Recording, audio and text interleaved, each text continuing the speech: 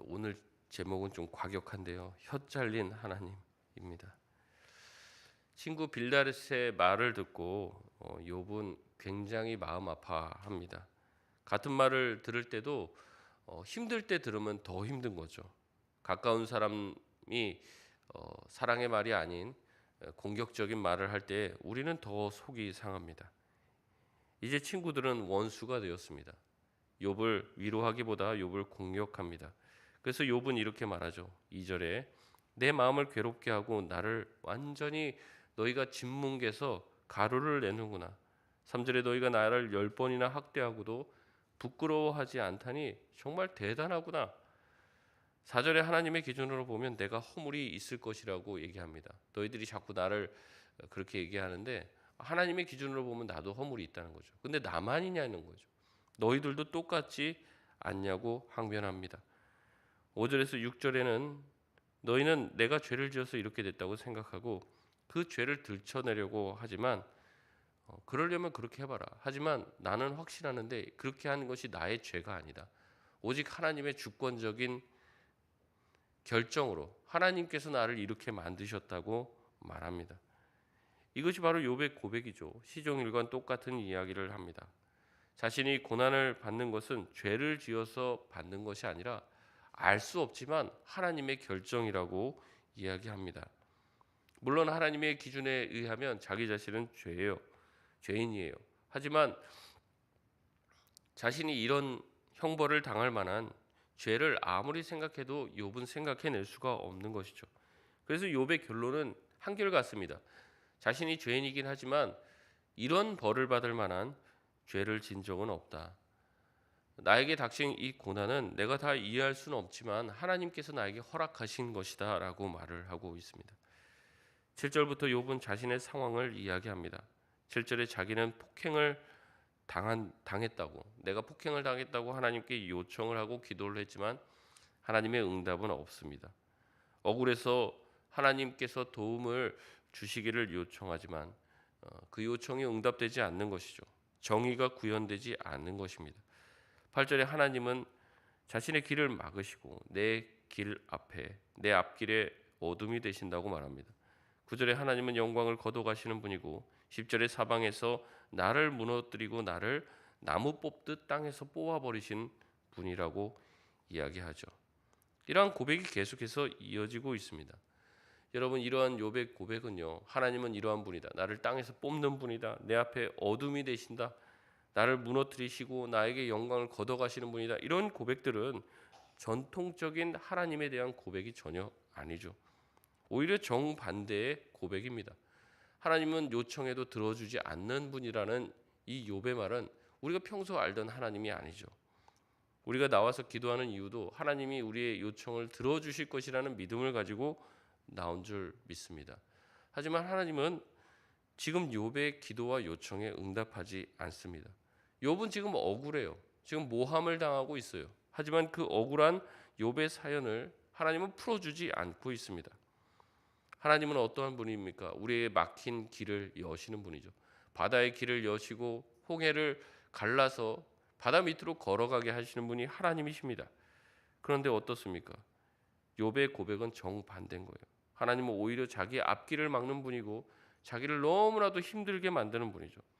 우리가 아는 하나님은 상황을 갈 때도 꺾지 않으시고 꺼져가는 심지도 끄지 아니하시는 분인데 그걸 더 꺾어버리고 꺼져가고 있는데도 거기다가 물을 들이붓는 하나님이라고 묘사를 하는 겁니다.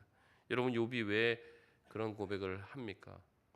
욥의 상황이 그렇기 때문에 그렇죠. 그것을 종교적인 언어로 처음에는 막 포장했어요. 주신 이도 하나님이시오, 거두신 이시도 하나님이시다. 모든 것이 하나님께로부터 왔으니 하나님께로부터 돌아가는 거다. 하나님께로. 그런 종교적인 언사를 구사하며 굉장히 자기가 믿음 안에서 잘 극복하고 있는 것처럼 이야기했지만 이 고난이 더 심해지고 더 심도가 깊어지고 죽음에까지 가까이 다다르게 되자 자기 속에 있는 모든 의문들과 고민들을 하나님 앞에 막 토로하는데 자기가 알고 있던 하나님을 정반대로 얘기하는 거예요. 내가 아무리 기도해도 당신은 어디 있느냐? 내 얘기를 듣고는 있냐? 이렇게 얘기하는 거죠. 우리도 고난을 당할 때 욥처럼 성경과 낯선 하나님을 경험할 때가 있죠. 빈민촌에서 70년대 80년대에서 사역했던 김흥겸 목사님이 있습니다. 이 김흥겸 목사님은 성경에 하나님이 보이지 않는 현실, 빈민촌에서 사역을 한 거예요. 그래서 그 빈민들을 위해서 기도를 하고, 또 7, 80년대 어땠습니까? 굉장히 우리나라 현대사의 격동기였잖아요. 총칼이 뭐 앞에서 쓰면서 권력자들이 권력을 마음대로 막 좌지우지하고 있는 그 시절이었습니다. 그때 그 현실을 민중의 아버지라는 시로 표현을 했습니다. 이 시를 간단하게 읽어드리도록 하겠습니다. 우리들에게 응답하소서 혀 잘린 하나님, 우리 기도 들으소서 귀먹은 하나님, 얼굴을 돌리시는 화상당한 하나님, 그래도 내게는 하나뿐인 민중의 아버지, 하나님 당신은 죽어버렸나? 어두운 골목에서 울고 있을까? 쓰레기 더미에 묻혀버렸나? 가엾은 하나님. 이런 고백을 했습니다. 빈민들을 위해서 아무리 기도해도 그들의 삶이 나아지지 않고, 하나님은 전능하시다는데 왜 도와주지 않느냐는 거죠. 판자촌이 막 밀리면서 사람들이 죽어나가는데 그들을 위해서 하나님 앞에 외쳤지만 아무런 응답을 받지 못한 것이죠. 총칼을 앞세운 군인들이 권력을 찬탈하는 그 모습을 보며 하나님 정의를 실현해달라고 아무리 기도해도 하나님이 그 기도에 대한 응답을 하지 않았다고 말하고 있습니다. 하나님이 계신 것 같지 않은 현실을 보며 도저히 전통적인 고백을 할 수 없었던 이 김은겸 목사님은 이렇게 발칙한 언어로 하나님을 찾습니다. 이 시에서 제일 감동적인 대목은요, 저에게는 이 대목이었어요. 그래도 내게는 하나뿐인 하나님. 그러니까 그런 현실 가운데도 하나님을 찾더라는 거죠. 결국 이 시 또한, 이러한 기도 또한 하나님을 향하고 있습니다. 그런 거죠. 정말 하나님이 살아계시다면 이런 빈민들의 비참함을 아실 텐데, 이런 나라의 현실을 아실 텐데 왜 하나님은 돌보시지 않을까? 폭력으로 권력을 찬탈한 자들을 심판하지 않는 하나님을 바라보며 정의의 하나님은 어디 있느냐라고 묻는 겁니다. 그래서 자기가 가지고 있는 하나님을 향한 원망을 이 시에 가감없이 쏟아내고 있는 거예요. 하나님 앞에 우리가 나아갈 때 우리의 마음을 열고 우리 마음에 있는 중심의 고백을 아뢰 줄 알아야 됩니다. 종교적인 언사로 이렇게 우리가 포장하고 있다면 아직은 덜 힘든 것일 수도 있다는 거죠. 욥의 고백과 이 김은겸 목사님의 시가 유사한 거예요. 왜냐하면 그 극한의 고통과 이 현실의 이 하나님, 우리가 알고 있던 전통적인 하나님과 이 현실의 상황이 맞아떨어지지 않을 때 우리는 분노를 주체할 수 없는 것이죠. 정말로 하나님께서 우리를 도우시는 하나님인가? 근본적인 질문을 하는 거예요. 시편도 마찬가지입니다. 시편 1절에서 2절 말씀을 보면 이렇게 고백을 합니다. 여호와여 어찌하여 멀리 서시며 어찌하여 환난 때에 숨으시나이까? 악한 자가 교만하여 가련한 자를 심히 압박하오니 그들이 자기가 베푼 꾀에 빠지게 하소서. 시편 22편 1절에서 2절 말씀 보면 내 하나님이여 내 하나님이여 어찌 나를 버리셨나이까? 어찌 나를 멀리하여 돕지 아니하시오며 내 신음소리를 듣지 아니하시나이까? 내 하나님이여 내가 낮에도 부르짖고 밤에도 잠잠하지 아니하오나 응답하지 아니하시나이다. 아멘. 이 시인도 그런 거예요. 너무나도 고통스럽고 괴로워서 하나님께 부르짖지만 응답하시는 하나님은 온데간데 없는 거죠. 이런 시를 모아서 탄원시, 탄식시라고 이야기하는데 시편에서 가장 많은 부분이 탄원시, 탄식시입니다. 여러분, 신앙생활은 고상한 것이 아닙니다. 신앙생활은 하나님은 붙들고 씨름하는 거예요. 신앙은 고통이고 아픔이고 답이 없는 길을 걷는 것과 같은, 광야의 길을 걷는 것과 같은 것입니다. 하나님이 살아계시다고 들었는데 계시지 않는 것 같은 현실이죠. 기도하면 된다고 하는데 응답이 되지가 않는 거예요. 그런데 하나님의 살아계심을 믿지 않을 수는 없는 거예요. 하나님이 살아계심을 믿어지기 때문에 더 고통스러운 거죠. 하나님이 살아계시는 것은 분명히 알겠어요. 믿어지는 거예요. 근데 하나님이 계시지 않는 것 같은 현실 속에서 고통스러운 거죠. 그렇기 때문에 신앙의 길은 좁은 길을 가는 것입니다. 험한 길을 가는 것이고 마음에 여기저기 상처기가 나는 거예요. 신앙은요, 세련되고 나이스한 것이 아닙니다. 그렇다고 욥과 다윗과 이 김은겸 목사님은 하나님을 향한 마음을 저버렸을까요? 그렇지 않죠. 그렇기 때문에 내게는 그래도 하나뿐인 아버지라고 고백하는 것입니다. 돌아 아무리 생각해도 그래도 결국에는 하나님밖에 나를 도울 자가 없죠. 그래서 다시 주님 앞에 나오는 겁니다. 하나님의 부재와 응답 없음을 다른 사람에게 하소연하는 게 아니라 하나님께 고백하며 하나님께 다 쏟아내는 거예요. 막 온갖 욕을 하면서 도대체 내 말 듣고 있습니까? 우리가 이렇게 힘든데 보고 계십니까? 내가 그 고통당할 때 하나님 도대체 어디 계셨습니까? 라고 얘기하면서 막 쏟아내고 나서 다 쏟아냈어요. 이제 뭐라고 얘기할 기운도 없어요. 침묵이 길어지죠. 그 다음에 얘기하는 거예요. 하나님 그래도 내 기도 듣고 계시죠. 그래도 저한테는 하나님밖에 없어요. 하나님밖에 내 기도를 들어주시고 내 형편과 내 마음을 알아주시는 분은 없어요. 라고 또 주님 앞에 나아가는 것이 신앙이라는 겁니다. 여러분 기도하면 척척 다 이루어지면 누가 못 믿겠습니까? 다 믿을 수 있죠. 하나님의 음성이 육성처럼 귀에 들리면서 죄를 지으려고 할 때마다 너 그러지 마 라고 말씀하시면 누가 죄를 감히 짓겠습니까? 여러분 그렇게 믿는 믿음을 신앙이라고 할 수 있겠습니까? 오히려 그렇게 일이 벌어진다면 나쁜 일만 하면 벼락이 떨어지고 우리가 기도하기만 하면 그게 다 이루어진다면 안 믿기가 더 힘든 거죠. 진정한 믿음은요. 이 눈에 아무 증거가 아니 배워도 믿음만을 가지고 그 길을 걸어가는 건지 믿습니다.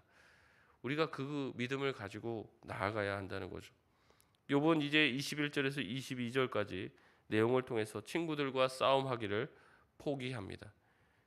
욥은 간절히 애걸복걸합니다. 이제는 좀 나를 불쌍히 여겨달라. 친구들에게 얘기해줘. 나를 좀 이해해달라. 나를 좀 불쌍히 여겨달라.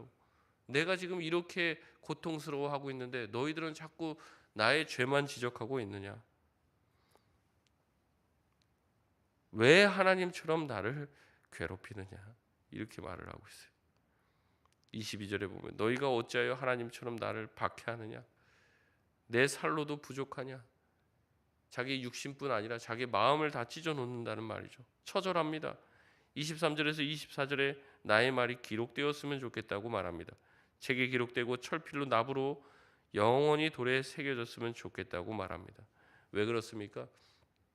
분명히 욥과 같은 일을 겪을 사람이 후대에도 있을 것이라는 거죠. 욥과 같이 이유를 알 수 없는 고난 가운데 있는 성도들, 그 사람들에게 자기의 고통과 자기의 이야기가 기록이 되어서 그 누군가에게는 자기의 이야기가 위로가 되기를 바라는 것이죠. 그러면서 25절에 이렇게 고백을 합니다. 25절 같이 한번 읽겠습니다. 시작. 내가 알기에는 나의 대속자가 살아계시니 마침내 그가 땅 위에 서실 것이라. 아멘. 대속자는 무엇입니까? 바로 자신의 몸값을 치르는 자입니다. 자기가 당해야 될 고통과 죄의 형벌을 대신 당하고 자신을 구원해 줄 존재를 욥은 기다리고 있습니다. 욥은 그 대속자가 올 때 나의 고통이 끝날 것이라고 이야기하죠. 그것을 하나님이라고 볼 수도 있고요. 길게 보면 우리까지 보면은 이 예수 그리스도로 볼 수 있는 거죠. 결국 예수님께서 오셔야지 이 고통과 고난이 끝난다는 이야기를 합니다.